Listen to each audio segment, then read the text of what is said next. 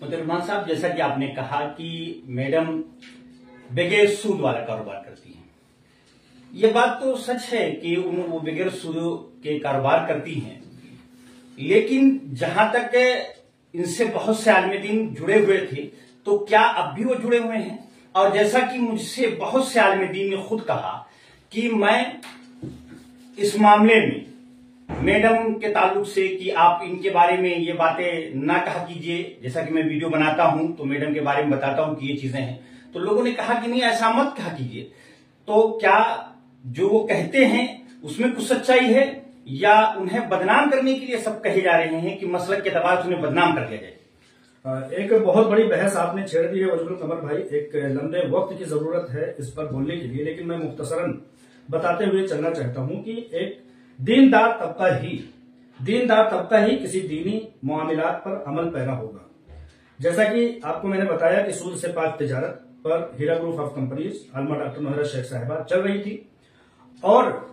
उनका काम उनका नाम बढ़ रहा था। जो लोग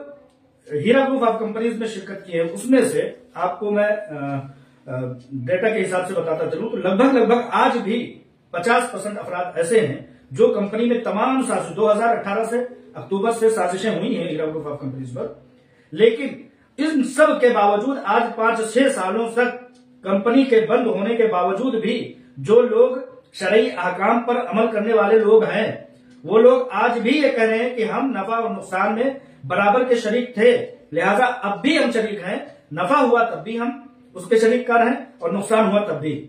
लिहाजा मैं ये बताना चाहता हूं कि दीनदार तबका इस सूद से पाक तिजारत शरई अहकाम पर अमल कर पैरा होते हुए हीरा ग्रुप ऑफ कंपनीज के प्लेटफॉर्म पर विराजमान है, कायम है। लेकिन और भी जो 50% लोग हैं, चंद एक लोगों की, 1000 लोगों की या 100 लोगों की तादाद, 500 लोगों की तादाद को छोड़ दिया जाए तो वो लोग भी हीरा ग्रुप ऑफ कंपनीज के साथ हैं, लेकिन सबकी अपनी जरूरतें होती हैं, सबकी अपनी मजबूरियां होती हैं। बच्चों की तालीम, शादी, विवाह, अखराजात, मेडिकल के मामलात, ये सब मामलात होते हैं जिसकी वजह से कुछ लोग अपने पैसे विड्रॉल कर रहे हैं। लेकिन कंपनी की हक्कानियत की इससे बड़ी मिसाल मेरे पास और कोई दूसरी नहीं हो सकती